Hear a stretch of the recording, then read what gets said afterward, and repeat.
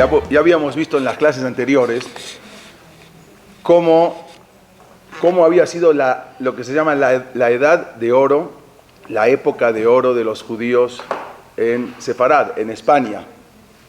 Y eso ya lo habíamos visto, cómo vivían los Yehudim, cómo tenían tanta bonanza, cómo se les abrían todas las puertas, cómo estaban tan bien en el gobierno, en todo el gobierno, prácticamente. Por eso justamente empezamos la clase con esta foto de este libro que se llama El origen judío de las monarquías europeas, el mayor secreto de la historia. ¿Por qué?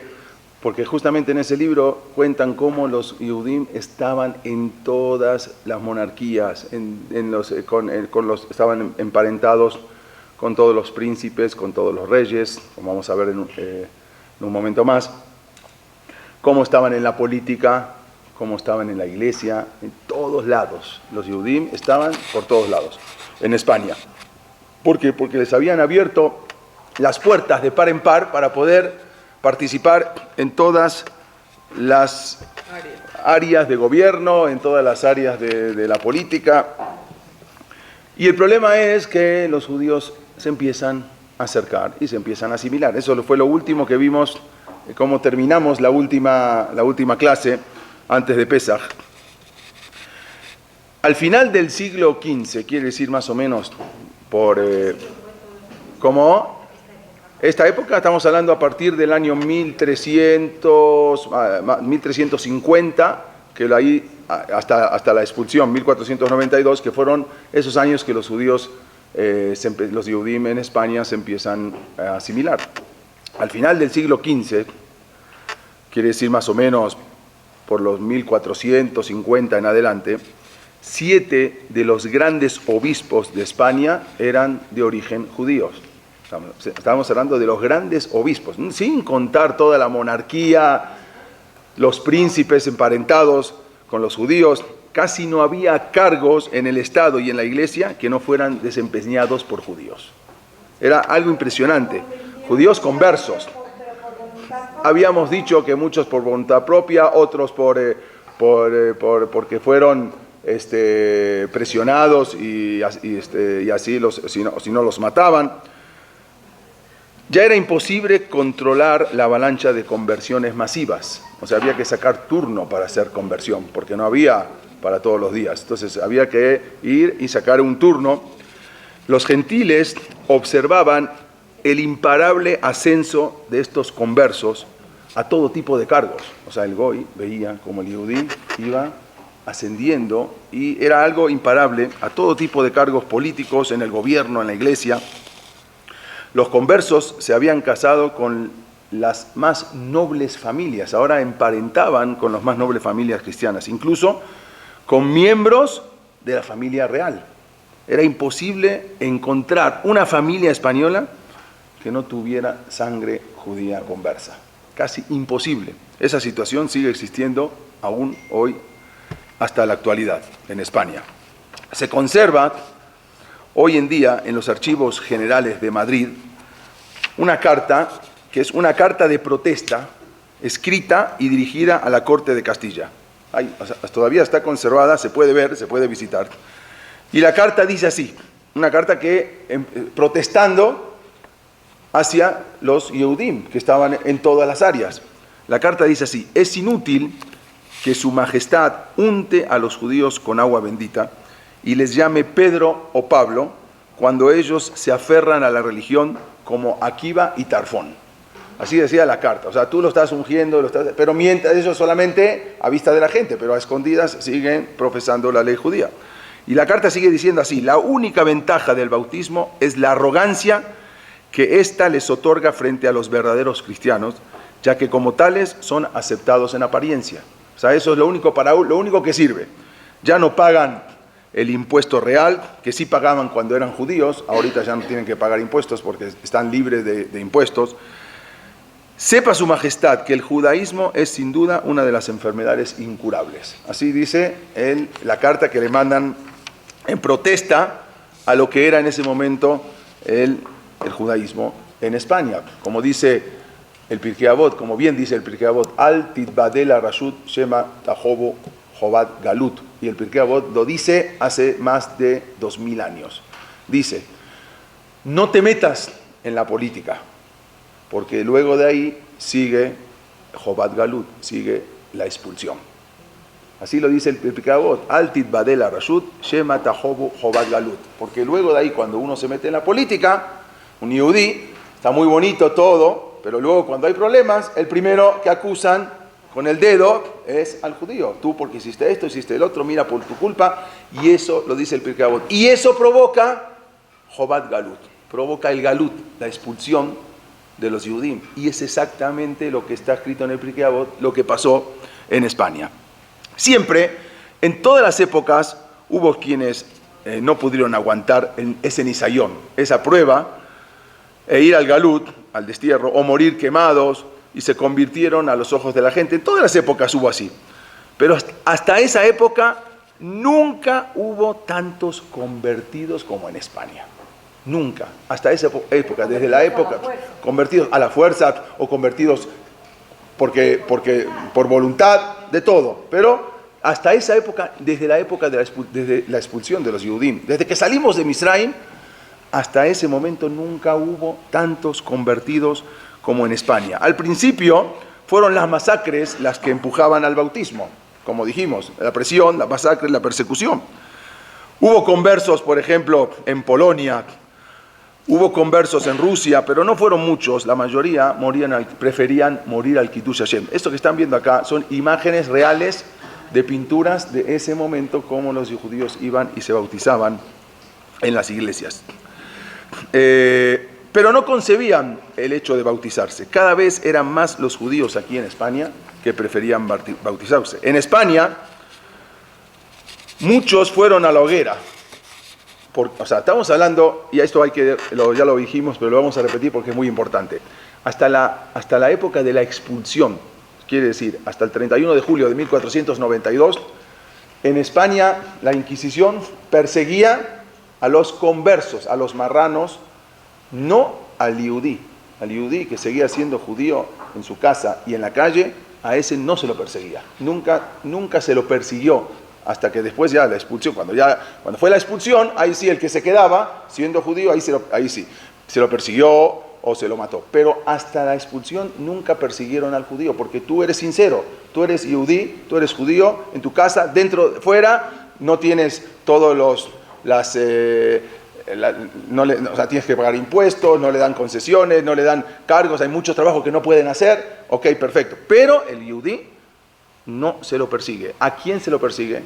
Al que se convierte para obtener todos esos beneficios que tiene el cristiano, pero en su casa no es verdad, en su casa sigue profesando la ley judía, como le decían, la ley de Moisés. A ellos se los persiguen por falsos, pero al yudí, hasta el día de la expulsión, nunca se lo persiguió. El yudí podía ser siguiendo su yudí, había Rabbanim, había Jajamim muy grande, estaba Rabbi Isaac Abravanel, estaba el Shulchan Aruch, era chiquito, pero no importa, era pequeño, Rabbi Yosef Karo, su papá, eran grandes rabinos. A ellos no se los persiguió. ¿No los obligaban a bautizar? No obligaban a bautizar a nadie. ¿Y los programas? A los que se bautizaban. Para obtener esos beneficios, a eso se los perseguía a ver si se habían convertido solamente para obtener los beneficios, pero ocultamente seguían respetando la religión judía. Esos eran los famosos marranos. Quiere decir que los marranos le decían cerdos, ¿por qué? O maranús. ¿Por qué? Porque para obtener ciertos beneficios o para estar en la política o para tener ciertos trabajos que se les prohibía a los judíos, entonces ellos se convertían a la vista de la gente. A ellos se los perseguía. No al yudí. Al judío nunca se los persiguió. Al yudí auténtico nunca se los persiguió en España. Nunca. Cuando fue la expulsión de España, ahí sí ya se le prohibió a todo judío permanecer en España. Ahí sí, el religioso, el no religioso, el auténtico, el no auténtico, ahí a partir de 1492, después de la expulsión, a todo el mundo. Pero antes no se perseguía al judío, se perseguía al que era falso, al converso. Entonces, ¿cómo puede ser? Como en tantas ocasiones a lo largo de la historia, quedó corroborado que la asimilación no es la respuesta a los problemas judíos. A veces no lo entendemos, pero esa es lo que siempre sale. La conclusión es que la asimilación no es la respuesta. Las sinagogas se habían transformado en iglesia. ¿Cómo puede ser? Preguntaron los hajamim. ¿Cómo puede ser que las grandes sinagogas, esta es una sinagoga impresionante, más grande que Maguen David, y imagínense, fuimos en la sinagoga del Tránsito, algo impresionante. ¿Cómo puede ser que estas sinagogas tan grandes y tan espectaculares se hayan convertido en iglesias? Dijeron los hajamim de aquella época, ¿cómo puede ser que estos Betaknesiot, estas sinagogas, donde habían rezado los grandes jajamín, como el Ramban, como el Rashba, como el Rosh, como el Rif, Rabbenu Yonah, o por ejemplo como el Ibn Ezra, Rabbi Ishaq Abravanel, ¿cómo puede ser que se terminaron convirtiendo en iglesias? Una de las respuestas es algo impresionante que los va a poner a temblar. Pero es algo que realmente pasó muchas veces, y no una sola vez. Dicen los hajamim que en ese lugar, los Yehudim, en esas Betaknesiot, los Yehudim hablaban y conversaban y no le daban el debido kabod que se le debería dar a un Betakneset. Dentro del Betakneset se hablaba, se platicaba, se contaban chistes, se hablaban de trabajo, de esto, del otro. Entonces hubo un kitrum, los jajamín dijeron eso, no todos, pero muchos jajamín dijeron que ese era el problema. No todos, hubo un kitrum, una acusación por parte de los ángeles, de los malajim, que se transformaron en casa de Abodá Zará, casas de idolatría, donde se respeta un silencio total. Bratishvi, sin comparación, en una iglesia, ni a nadie, cuando está hablando el cura, a nadie se le ocurre hablar. No existe que alguien esté hablando. No hay manera. En una boda, en una iglesia, nadie, mientras se están casando, nadie se le ocurre estar platicando. Nadie, en toda la iglesia. En una mezquita, ni que hablar. Entrando a la mezquita hay que sacarse los zapatos y lavarse los pies para poder entrar a la mezquita. Y aparte hay que cubrirse toda. Una mujer que va a entrar a una mezquita tiene que cubrirse de arriba abajo. No puede entrar. Y aparte de eso, que ni se le ocurra a uno platicar adentro de una mezquita. Desgraciadamente, en un Betakneset no podemos decir lo mismo. Entonces, a veces es lo contrario. Y eso lo vemos. ¿Por qué hoy en día, en el lugar más santo de la tierra para los Yehudim, que es el Kodesh HaKodashim, es el Bet HaMikdash, donde está, hoy en día, ahí justamente está la mezquita, la famosa mezquita de Omar, la que se ve atrás del cótel, la de la cúpula dorada? Ese es el lugar más santo, ese es el lugar donde Abraham Avinu hizo la Akedat a Isaac, ese es el lugar donde Jacob Avinu se acostó y soñó con una escalera que los ángeles subían y bajaban, ese es el lugar donde se creó el mundo. Entonces, el lugar más santo que existe. Y ese es el lugar que era el más santo, porque era el Kodesh HaKodashim, lo que se llamaba el Santicius, donde estaba ahí los querubim, que el Cohen entraba una vez al año en Yom Kippur, era algo de lo más sagrado. Y hoy en día, ese lugar, desgraciadamente, no lo tienen los judíos, lo tienen los árabes, pero no es hoy en día. Estamos hablando desde el año 600, ¿sí? Del año 630. Desde ahí hasta hoy en día, prácticamente 1500 años, y ahí no tenemos el sejud de tener ese lugar. Porque ese lugar tiene tanta kedushá que quizás los únicos en este momento que saben cuidar de esa santidad son los musulmanes, son los árabes. Porque entrar ahí no se puede hablar, no se puede dirigir una palabra, no puede haber una mosca volando en ese lugar. Hasta uno que sale y cubierto y todo con el respeto. Y nosotros quizás a veces vamos al cótel y vemos acá y vemos cualquier cosa en el cótel y vemos así, y platicando y corriendo y jugando y esto y el otro. Entonces, no es la debida kedushá que tendría que tener, la santidad del lugar que tendría que ser. Desgraciadamente, por eso no tenemos hasta hoy en día ese lugar, que es el lugar más preciado para los Yehudim, que es el Kodesh HaKodashim. La Guerra Santa, que se llamó Guerra Santa en España, que empezó en 1391, a partir de ahí perjudicó gravemente la economía. Ahí se los empezó a perseguir a los judíos, a los marranos, a partir de ahí a los conversos, a los marranos. Perjudicó la economía, el tráfico comercial, que hasta ahora había sido manejado por Yehudim, se había destruido. Los impuestos disminuyeron drásticamente. ¿Por qué disminuyeron drásticamente? El gobierno empezó a no percibir esa cantidad grande de impuestos. ¿Por qué? Porque muchos judíos se asimilaron, entonces ya no tenían, a escondidas o no a escondidas, marranos o no marranos, conversos o no, pero dejaban de pagar impuestos. Entonces el gobierno empieza ahora a no recibir, o sea, todos esos impuestos. Bajó drásticamente la recaudación porque los bautizados estaban exentos de impuestos. Entonces el gobierno deja de percibir un montón de dinero que recibía de los judíos.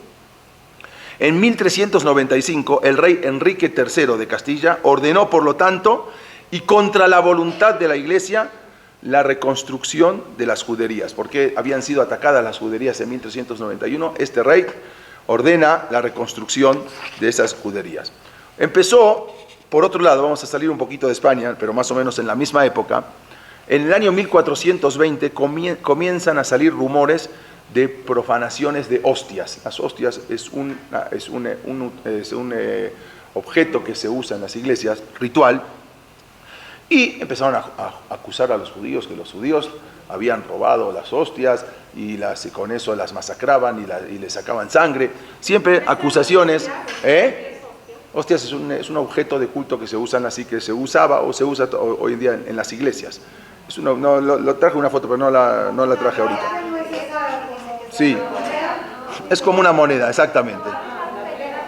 Entonces, el duque Alberto de Austria, pasamos un poco ahora, salimos de España, porque después voy a decir por qué ahora, ordenó la detención de los judíos en Austria en 1420. 200 hombres y mujeres habían sido quemados vivos el 12 de marzo de 1421, acusados de algo infame, de alguna cosa que no existía.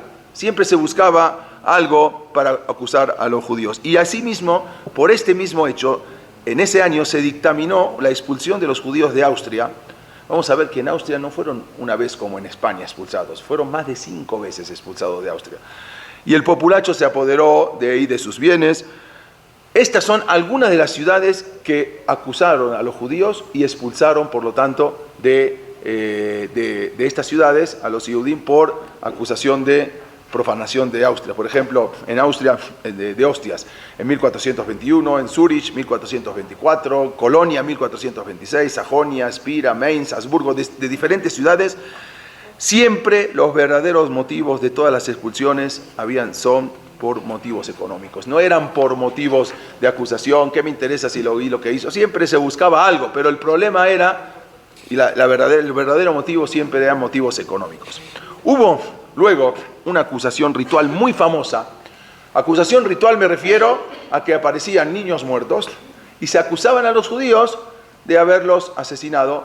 ¿Para qué? Para con su sangre hacer matzot. Y eso siempre era cerca de Pesaj. O sea, se trataba siempre de acomodar esa acusación cerca de Pesaj para acusarlos de que los Yehudim habían hecho eso para amasar, porque ellos decían que el judío tenía que amasar el masa con sangre para con eso hacer las matzot. Y vamos a ver algo que justamente los Yehudim son el único pueblo en la tierra que tiene prohibido comer la sangre, justamente en esta perashá de esta semana. Ahora vamos a verlo. El día de Pesaj, 21 de marzo de 1475, se encontró en Italia, en una ciudad que se llama Trento, se encontró un cadáver mutilado de un niño de 2 años, un niño italiano, en Trento, Italia. El nombre de ese niño se llamaba Simón. Entonces es el famoso Simón de Trento, hijo de un pobre curtidor. Lo había encontrado un judío que era cocinero de otro yehudí que se llamaba Shemuel, y con el objeto de evitar malas interpretaciones, acudió inmediatamente al obispo se llamaba Inderbrash, acudió con él para decirle, mire lo que yo encontré, para que no vengan luego a acusar a los judíos. Pero justamente, como siempre, un judío mumar, un judío renegado, que se había convertido al cristianismo, de nombre Juan de Feltre, él acusó a los judíos de que ellos tenían que hacer eso para asesinato ritual. Y como era el 21 de marzo, justamente unos días antes de Pesaj, el obispo Hinderberg de Trento mandó a encarcelar a varios Yehudim y bajo tortura los hizo confesar que los Yehudim habían torturado al niño, crucificado de cabeza abajo y desangrado al bebé y utilizado su sangre para la preparación de las matzot para Pesaj. Incluso empezaron a ver, hicieron monumentos, hicieron cuadros de esa historia, hicieron pinturas y hasta hoy en día se conservan. Ahora, ven acá, esta es la acusación falsa, cómo los Yehudim asesinaban al niño. Hay cientos de este tipo de pinturas del niño, como en todos lados se empezó a esparcir esta noticia. Posteriormente, acusaron al Yehudí, a este judío Samuel, de haberlo asesinado y lo ahogaron en agua. 30 judíos habían sido detenidos y los hicieron confesar bajo extremas torturas. 15 de ellos fueron quemados vivos públicamente en la plaza de la ciudad de Trento, en Italia. Y al niño cristiano, muerto, ¿qué hicieron? Lo embalsaman al niño, y peregrinaciones de todas partes ahora acudieron a Trento a visitar al supuesto niño mártir. Ese niño se convierte en un mártir y empiezan las peregrinaciones todos los años hacia la ciudad de Trento. Las siguientes, quiero que vean esto, justamente es la perashá de esta semana, la perashá Jaremot. El pasuk dice, en el pasuk Yodbed, al ken amarti libnei Israel. Por eso les dije al pueblo de Israel, dice Boreolam, Kol nefesh mikem loto haldam. Ningún ser humano de ustedes, ningún alma de ustedes puede comer sangre. Beager agar betojejem, incluso el convertido al judaísmo, loyo haldam, no puede comer sangre, no puede tomar sangre. Ki nefesh kol basar, porque el alma de cada ser humano, damo benafshohu, está constituido por sangre y por alma. Baomar libne Israel, y yo les dije al pueblo de Israel, Dam kol basar lo tojelu, no pueden comer sangre de ningún ser humano, ni de animal. Después, Kinefesh kol basar damohu, porque el alma de la persona es su sangre. Kol ojelab y karet, todo el que come sangre tiene karet. Karet se le corta la vida. Quiere decir, el único pueblo en la tierra que tiene prohibido comer sangre es el Yehudí. Incluso la sangre de uno mismo. Si le sale sangre dentro de la boca, se puede tragar. Pero lo que sale fuera de la boca, alguien se cortó acá el dedo, no se puede chupar el dedo, no se puede, la sangre, la misma de una persona, está prohibida. Mientras que los goín existen por todos lados, que incluso, por ejemplo, en Roma, cuando iban al Coliseo, y era los gladiadores que salían en Roma al Coliseo, salían a pelear, como eran fuertes, cuando mataban al gladiador, la gente que tenía el más cargo público, o sea, podían entrar, tomaban la sangre del gladiador para hacerse fuertes. O sea, o cuando mataba a un animal se tomaban la sangre para poder hacerse tan fuerte como ese animal. En todos lados, así, siempre, pero no solamente en Roma, en todas las religiones se tomaban sangre para hacerse fuertes, el Yehudí prohibido tomar sangre. Pero increíblemente al que se le acusó es el judío. Eso fue una acusación muy antigua que había empezado en Alejandría. Estamos hablando del año 200, uno que se llamaba Apión, un filósofo que acusó a los judíos de que ellos tenían que agarrar, y acusó de que se llevaban a un niño griego, se lo llevaban al Bet Hamikdash, y en el Bet Hamikdash lo dejaban engordar para luego, cuando llegaba Pesaj, lo mataban y con esa sangre. Es una tontería que dijo, pero luego eso se había olvidado y con el tiempo se volvió a recordar y empezaron a acusar. Y no es la única, hubo cientos y cientos de acusaciones. Las siguientes ciudades son las ciudades que expulsaron a los judíos a raíz de este caso, del caso del niño de Trento. En estas ciudades, en Alemania, en Glogau, en Wurzburgo, Mecklenburgo, Magdeburgo, ahí están las fechas también, expulsan, y así en muchas ciudades más que expulsaron a los judíos. Decía en ese momento un monje, a otras ciudades, iban a otras ciudades, o sea, no de un país, los expulsaban de una ciudad, se iban a la ciudad, pero luego con el tiempo los volvían a traer de nuevo porque bajaba la economía. Decía un monje que se llamaba Johannes von Capistrano, decía, todos los judíos deberían ser embarcados y abandonados en alta mar. O sea, era algo que incluso el de la gente iba y convencía a la gente. Pero lo increíble es lo que van a escuchar ahora. Esto ocurrió, dijimos, en 1475. El 21 de marzo pasó. Estamos hablando 1475, nada más hagan el cálculo, estamos hablando más o menos de hace 600 años aproximadamente. Bueno, más adelante, 113 años después, en el año 1588, el Papa Sixto V reunió una comisión de 6 cardenales y repite el juicio. Estamos hablando 113 años después, este Papa repite el juicio, o sea, vuelve a rever el juicio para ver si los judíos fueron verdaderamente los que hicieron eso o no. Ese tribunal dictaminó nuevamente que los judíos habían sido culpables, después de 113 años. ¿Quién era el papá? Sixto V, en el año 1500. El mismo caso, lo volvieron a juzgar después de 113 años, pero no termina la cosa ahí. Ese mismo año, el Papa Sixto V canonizó al niño, o sea, lo hizo santo. Lo hizo santo, después de 113 años. Y de esa manera, cada año, la ciudad de Trento celebraba su fiesta con procesiones, con fanfarrias. Obvio que también era comercial, porque era una ciudad perdida, que ahora de repente, todos los años se llenaba de miles y cientos de miles, y ahí todos ponían su puestito de comida y todo. Entonces también la hicieron ahora una ciudad comercial, que de la nada pasa a ser ahora, a raíz de este caso, en una ciudad muy, muy comercial una vez por año. Sin embargo, y ahora viene lo increíble, en el año 1965, estamos hablando de la época actual, en el marco del Concilio Vaticano II, el Papa Pablo VI ordena que se reexaminara el caso del niño de Trento. Estamos hablando de 1965. Y se dictamina que las confesiones de los judíos fueron inaceptables porque habían sido obtenidos bajo tortura. Estamos hablando después de 500 años. Ese mismo año la iglesia pidió perdón a los judíos, pero ya estaban muchos muertos. Un decreto papal prohibió entonces el culto del niño asesinado en 1965. Hasta 1965 se seguía el culto todos los años en la ciudad de Trento.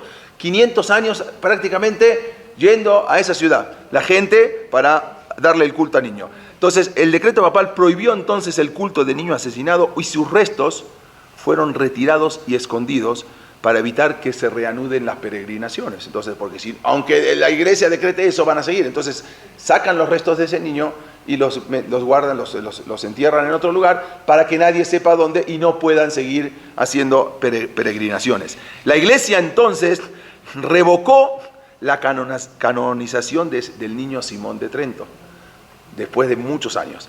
En 1965, después de 490 años, el arzobispo Alessandro Gottardi, de la diócesis de Trento, declaró la inocencia de los judíos asesinados. En 1965, después de 490 años, el arzobispo de Trento declara la inocencia de los judíos que ya fueron asesinados hace 490 años. Ya podemos decir que ahora son inocentes, después de casi 500 años. Como resultado del decreto de este arzobispo, la Congregación de los Ritos del Vaticano prohibió la veneración de las reliquias del bebé, porque ahí en el Vaticano también tenían las reliquias del bebé, así como la celebración de las misas en su nombre, porque cada año hacían misas en nombre del niño de Trento. En el año 2001, ya estamos hablando 2001, la iglesia de Trento hizo nuevas investigaciones y volvió a pedir perdón a los judíos. Y ahí se termina el caso del niño de Trento. Pero, no obstante, en esa ciudad de Trento, hasta hoy en día, los 21 de marzo, poca gente todavía va a donde estaba enterrado ese niño, que hoy en día ya no está. Eso fue una calumnia que duró muchos años. Incluso en el museo de Yad Vashem, ahí explican todo. El niño no tiene nada que ver con el holocausto, pero ahí está explicado toda la historia de este famoso niño de Trento. En el pueblo de Llerena, en Badajoz, en España, vivía una mujer yehudí, casada, una mujer muy bella, se llamaba Paloma Bat Gedalia. Esta mujer, quien a su vez era hermana de un prominente judío que se llamaba Yosef Pichón, quien era banquero en Sevilla. O sea, su hermano era banquero en Sevilla, era contador mayor del rey Enrique III. Este Paloma Bat Gedalia, ahora les voy a decir qué es esta, presten atención, quién es esta mujer. El que leyó el libro ya sabe quién es. Paloma Bat Gedalia, a su vez, era la nieta de un rabino, Shelomo Azaken Ben David, descendiente directo del linaje de David Amelech. O sea, esta mujer tenían el linaje directamente de David Amelech. Esta señora Paloma Bat Gedalia. En una ocasión, Paloma tuvo que viajar a la ciudad de Guadalcanal para visitar a su madre enferma. Su mamá estaba enferma en esa ciudad. Y estando allí, ella atrajo la atención de un almirante, el almirante de Castilla, quien era viudo. El almirante era el asesor del rey. El almirante de Castilla era el que manejaba todo el ejército y a su vez era el principal asesor del rey. Este almirante se llamaba Fadrique Alonso, era el almirante de Castilla, quien era un noble castellano y un señor, tenía también allí daban sus nombres y tenían sus ciudades, el señor de Medina, Río Seco, descendía de la casa real de Borgoña. Hasta hoy en día los reyes vienen de la casa de Borgoña. Al ver esa mujer judía que estaba ahí, que había venido a ese pueblo para visitar a su mamá, una mujer muy bella, pero era casada, mandó a averiguar quién era esa mujer y de dónde provenía. Él era viudo. Entonces decidió mandar a raptarla y llevarla a la fuerza a su palacio, y luego, tras haber abusado de ella, la deja partir. Cuando Paloma regresa a su casa y le cuenta a su marido todo lo que había sucedido, no sé por qué le contó, pero bueno, esto él no lo pudo soportar y la abandonó. Ahora se quedó embarazada y abandonada.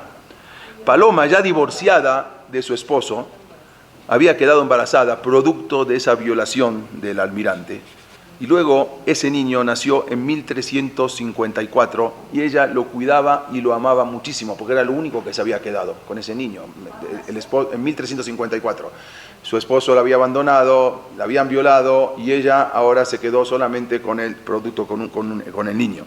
Pero cuando el niño contaba con 6 años, le había llegado a oídos del almirante de que él tenía un hijo que le pertenecía, que esa violación produjo un hijo. Y ese hijo, incluso le dicen que era muy parecido a él. Entonces el almirante Fadrique Alonso mandó entonces a buscar a esa mujer en ese pueblo de Llerena para traerse al hijo. ¿Llerena es Gerona? No, Llerena es otro pueblo. Pero Paloma, enterada de que venían por su hijo, se va a esconder junto con él, junto con su hijo, para que no la puedan encontrar. Le habían avisado que venían ya por ella. Se enteró, ¿eh? No había WhatsApp, no había nada, pero de alguna manera se entera. Al cabo de unas semanas de intensa búsqueda, la encuentran a ella con su hijo y le quitan a su hijo. Pobre Paloma, le habían robado 2 veces. Primero su honor y luego a su pequeño hijo. Imagínense, ahora abandonada de su esposa, cómo quedó esta mujer. Una vez en su casa, el almirante trató al niño como un hijo, puesto que en verdad era su hijo. Le dio las mejores enseñanzas, le puso los más calificados maestros para enseñarlo a pertenecer ahora al reinado, porque él era el almirante. Este niño, a quien había bautizado como Alonso Enríquez, luego se convertiría en su heredero. Más adelante, este Alonso Enríquez, o Alfonso Enríquez, había crecido en el palacio del rey, porque ahí vivían prácticamente en el palacio del rey. Y al morir su padre, se transformó en el nuevo almirante de Castilla. O sea, él ahora muere su padre y se transforma. El almirante de Castilla era el oficial del rey, prácticamente era el segundo del rey. Bueno, más adelante Alonso Enríquez ya se hizo grande este niño, contrae nupcias con una mujer conversa llamada Juana de Mendoza, había muchísimos conversos, quien le dio 4 hijas. O sea, para que nos enfoquemos y entendamos, Paloma Bat Gedalia tuvo a este hijo, que se llamó Alonso Enríquez, que cuando él se casó con una mujer conversa, tuvo 4 hijas. Todas sus hijas se habían casado, excepto Juana, la más pequeña, que seguía soltera, ya era un poco grande y seguía soltera. Por esos tiempos, el rey Juan II de Aragón había enviudado, era muy grande, ya era una persona más grande. Al enterarse, Alonso Enríquez, el hijo de Paloma Ben Gedalia. Al enterarse de la situación del rey, el almirante Alonso Enríquez, hijo de Paloma Ben Gedalia, le envía a su hija soltera, la única que había quedado, se llamaba Juana de Enríquez, con la idea de que contrajera matrimonio con ella, aunque el rey era mucho más grande, pero así era antes. No sé si conocen también Juana la Beltraneja, también el rey de Castilla, el rey de Aragón. El rey de Aragón enviudó y le manda a su hija, que había quedado soltera, para que a ver si se quiere casar. Entonces, así sucedió que Juana, la hija de Alonso, hijo de Paloma Ben Gedalia, se convierte en la esposa del rey Juan II de Aragón.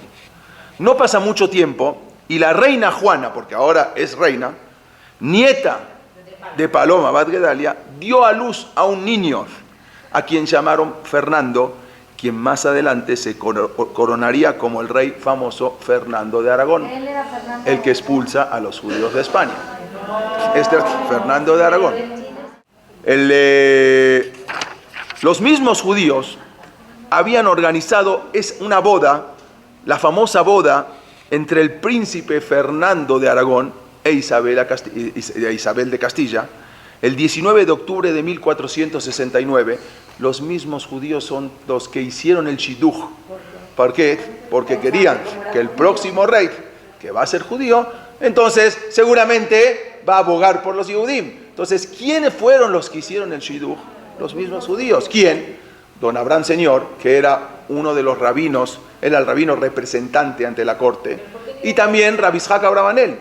Hicieron el shidduch porque querían, como ya había mucho antisemitismo, entonces querían poner a un rey que sea yehudí, aunque no respete como yehudí ni nada, pero por lo menos que tenga sangre judía para que se apiade de los yehudim. ¿Eso sabía que era judío? Claro, sabía que era judío de sangre solamente, no que profesaba absolutamente nada. Los mismos judíos habían organizado la boda entre el príncipe Fernando de Aragón e Isabel de Castilla el día 19 de octubre de 1469, y en especial, como dijimos, don Abraham Señor de Segovia, que él era el rabino ante la corte, digamos, el representante, era el representante de los judíos y era a su vez tesorero de la corona. Él fue, con otros Yehudim, los que habían hecho el shidduch. En la comunidad judía conocían el origen yehudí de Fernando, al cual lo apodaban Palomino por su bisabuela, la Paloma, que le decían. A su vez, era muy querido por los judíos de Aragón. Él era el príncipe de Aragón. Todos los Yehudim, sabiendo que él era de origen judío, entonces todos los Yehudim lo querían mucho. Incluso los judíos de Valladolid estaban tan felices y con gran alegría exclamaban: Palomino nos va a gobernar, Palomino nos va a gobernar. Hacían fiesta. ¡Viva Palomino, nuestro hermano de sangre! Así iban gritando en las calles. Hasta cuando lo ponen como rey, hicieron una fiesta de 2 días, Yom Tov. Hicieron en Valladolid 2 días de fiesta. ¿Por qué? Porque lo asumen a Fernando de Aragón, quien ahora seguramente va a ver por el pueblo judío.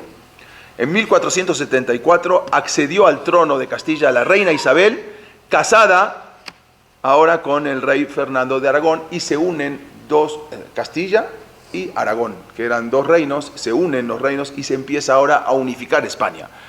Sin embargo, como vemos el resultado, no siempre lo que uno piensa que aparentemente es bueno acaba sucediendo, ya que en muchas ocasiones Dios tiene planes distintos a los nuestros, y lo que nosotros a veces pensamos que es bueno, no es bueno, y lo que a veces pensamos que no es tan bueno, sí resulta bueno.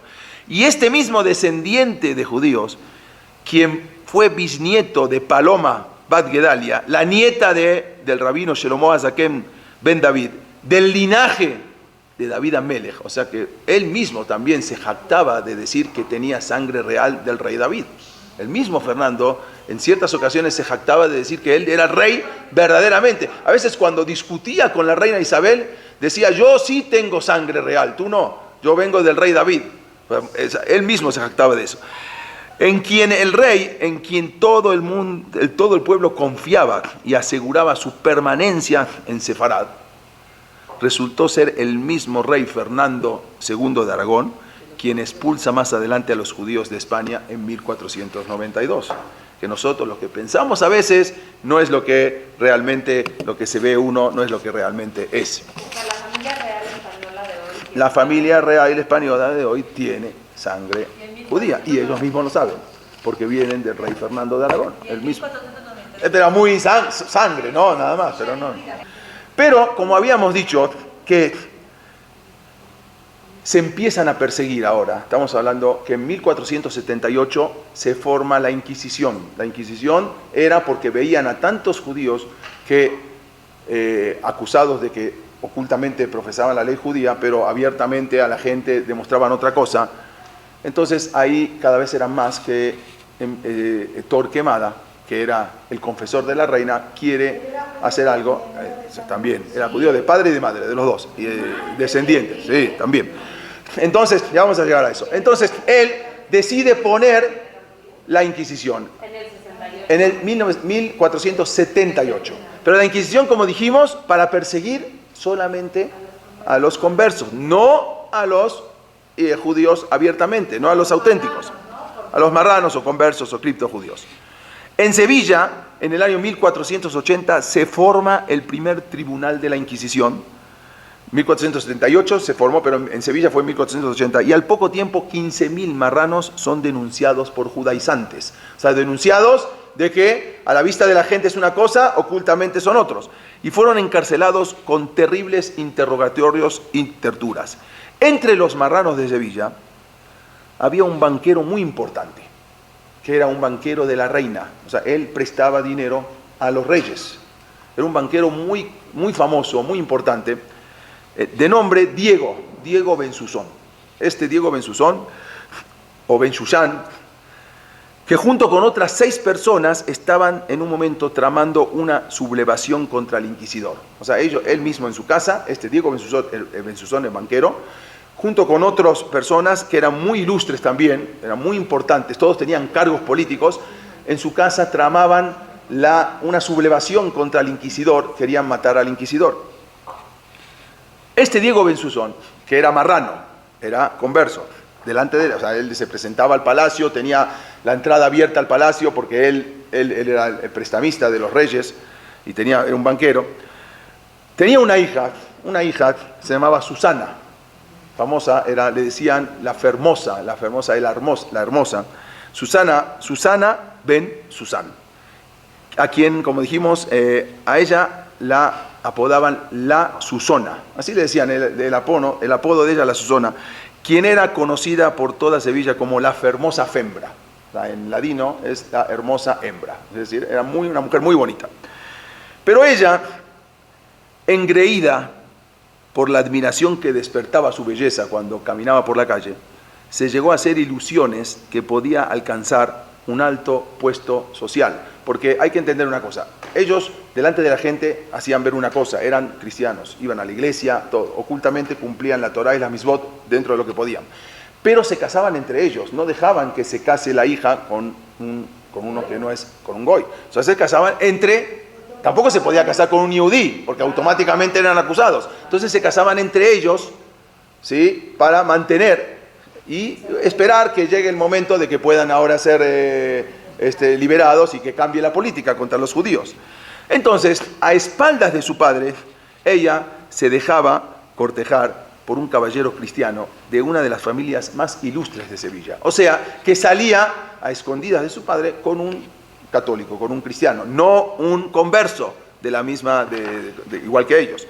La Susona se veía a escondidas con su novio, siempre esperaba en la noche a que su padre se durmiera para luego salir de su casa y verse con su novio hasta el amanecer, y luego regresaba sin que su padre se diera cuenta de que ella salía y volvía.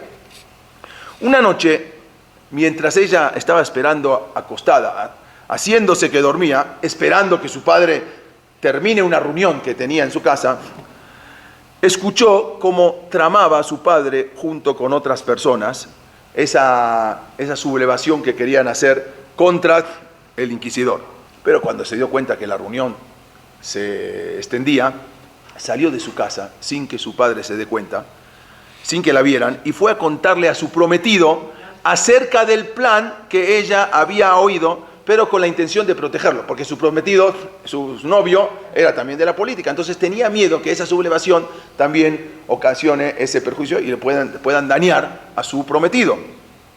Este inmediato dio aviso al administrador de Sevilla, se llamaba Diego de Merlo. Inmediatamente se procedió al arresto, o sea, con las manos en la masa. Al momento, o sea, no pasaron más de media hora, y se procede al arresto de todas las personas involucradas, esas 6 personas, inclusive el papá de ella, Diego Bensusón. Y al cabo de 2 semanas, todos fueron condenados a muerte. Ella se quedó tan afligida y arrepentida que se encerró en un convento, porque habían matado a su papá, lo quemaron, a su papá con esas 6 personas.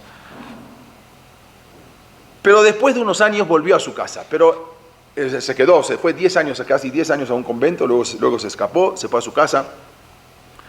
Mantenían su casa acá donde está en Sevilla, hasta hoy en día permanece su casa. Antes hicieron confesar a esos 6 detenidos y cayeron 2000 judaizantes que también los queman en Sevilla, donde hoy en día es la famosa feria de Sevilla. Ahí era el lugar, el quemadero de la Inquisición. Entonces queman a esos 6 y también a 2000, provocados sin querer o queriendo por Susana Bensusón, que ella, con la intención de proteger a su amante, entonces provocó sin querer todo eso. La Susana, por lo tanto, dejó un testamento en el que estaba escrito lo siguiente, después de ver todo lo que ella provocó. Ella escribe en su testamento y pone así: que sirva esto de ejemplo a los jóvenes y en testimonio de mi desdicha, mando que cuando yo haya muerto separen mi cabeza de mi cuerpo y la pongan sujeta en un clavo sobre la puerta de mi casa y quede allí para siempre jamás. Y manda, ese fue el testamento. Incluso en la puerta de la casa está ahí el testamento. Acá está todo acá está su testamento. Esto es un azulejo que está colocado hoy en día en Sevilla en la puerta de la casa. Esto, y acá está en español antiguo. En estos lugares, antigua calle de la muerte, púsose la cabeza de la hermosa Susana Bensusón, quien por amor a su padre traicionó y por ello atormentada dispúsolo en su testamento. Esto es lo que a ella le pusieron, es lo que ella mandó a poner ahorita, en la puerta de su casa. Entonces, lo increíble fue que cuando murió, justamente cumplieron su testamento. Cortan la cabeza y la cuelgan en la puerta de su casa. La cabeza permanece ahí, la calavera, desde 1490 hasta casi el año 1700. Casi 200 años colgada su cabeza o su calavera. A esa calle se le llamó el Callejón de la Muerte. La gente ni pasaba. 200 años la gente ni pasaba. Le daba miedo pasar en las noches. Y ahí ya dicen que se escuchaban los llantos y los gemidos de la mujer, de la Susana. Había diferentes leyendas. Así se llamó la calle Callejón de la Muerte. Luego, en el siglo XIX, cambia de nombre por la calle Susana. Y exactamente en el balcón donde se había colgado su calavera durante 200 años, después quitan su calavera y en el año 1700 ponen este azulejo. Entonces quitan eso y ponen, esto es en la casa, este es el azulejo en la casa de la Susana, y esto, si quieren ver, ahí era lo que habían colgado bajo el balcón de ella. Así, luego en el siglo XIX cambió el nombre y ahora hoy en día se llama calle La Susana, y es el mismo nombre que lleva hasta ahora. Antes se llamaba Callejón de la Muerte. Allí en Sevilla fue donde se creó la Inquisición y donde se llevó a cabo el primer auto de fe. O sea, el primer auto de fe quiere decir la primera muerte, los primeros que mataron a ellos. ¿Quiénes fueron los primeros que quemaron en España, acusados de judaizantes? Fue su papá, con esos 6, y esos 2000 que provocados por ella, ahí justamente en Sevilla, en el quemadero de Sevilla, que fue el 6 de febrero de 1481, fue el primer lugar. El quemadero, en ese entonces había como unas estatuas de 4 reyes judíos, incluso de un Cohen Gadol, donde se los ponía acá adentro, se abrían, se los ponía y se los ponían a calentar y así iban muriendo cocinados prácticamente. Los primeros fueron los 6 y luego de ahí a 2000, el cual quemaron en ese día, no 6, habían quemado a 17 víctimas, o sea, los 6 más otras víctimas que habían acusado, y así permaneció ese quemadero, lo increíble, 332 años. El mismo lugar donde se juzgaban a la gente en Sevilla, permaneció el mismo lugar, era el quemadero, 332 años, hasta el año 1810, cuando fue abolida en España la Inquisición. La Inquisición empieza en 1478 y se termina en 1810. Y solamente en Sevilla, nada más para entender, en el correr de 9 meses, en esa época, desde el 6 de febrero hasta el 30 de noviembre de 1481, fueron quemados 300 criptojudíos, 300 marranos. Y todo esto, a veces uno no sabe, que desgraciadamente ¿qué es lo que provoca todo esto? Y volvemos a lo mismo, es la asimilación, el querer asemejarse, el querer, a veces uno dice, bueno, esta es la respuesta, a veces también así habían pensado mucho más adelante, en la época de la Ilustración, cuando empiezan los iluministas que empezaron a decir que esto es la solución al problema judío, es asimilarse, es ser como ellos. Desgraciadamente todas estas cosas terminan en Gerush, como dijimos, lo que dice el Pirkei Avot, Al titbadel harashut, shema tahovu jobat galut, y el Pirkei Avot, más de 2000 años, no te hagas conocer al gobierno, porque luego de ahí te van a querer y cuando ya no te necesitan te van a echar y de ahí y eso provoca el galut, eso provoca las expulsiones, el Gerush. Entonces, eso es lo que tenemos que entender y tenemos que aprender en esta clase. Que a veces hay que tener, y eso es contarle a nuestros hijos todas estas cosas, saber por qué pasan las cosas, cuáles son las derivaciones, a qué llegamos uno. Ellos se hicieron marranos, se hicieron conversos, pero trataban todavía de conservar. Pero cuando una hija ya, eso es lo que pasa. Que uno dice, bueno, se mantenían, sí, pero tú te puedes mantener, pero tu hijo, tu nieto, tu bisnieto ya se van a perder, se acaban. O sea, ya si no hay Torah, si no hay esa Torah que uno puede transmitirle a sus hijos, entonces con el tiempo todo eso se acaba, todo eso se apaga. Y eso es lo que ocurrió en España, de una época tan gloriosa, de una época, de una edad, se llamaba la Edad de Oro, de una época de tantos y tantos Talmidei Jajamim, algo incontables, y de tanta... estamos hablando del Ramban, del Rosh, del Rashba, de Rabbi Yehuda Leví, estamos hablando de famosos Talmidei Jajamim, y al final, ¿qué quedó? Nada. Se termina prácticamente cuando todo, hoy en día no hay nada. Cuando uno ve todas esas cosas, debemos aprender, y para eso hay que estudiar historia, para poder aprender y no volver a caer en lo mismo. La semana que viene vamos a seguir con más de la época de historia. Gracias. Contrario, gracias a ustedes. Gracias.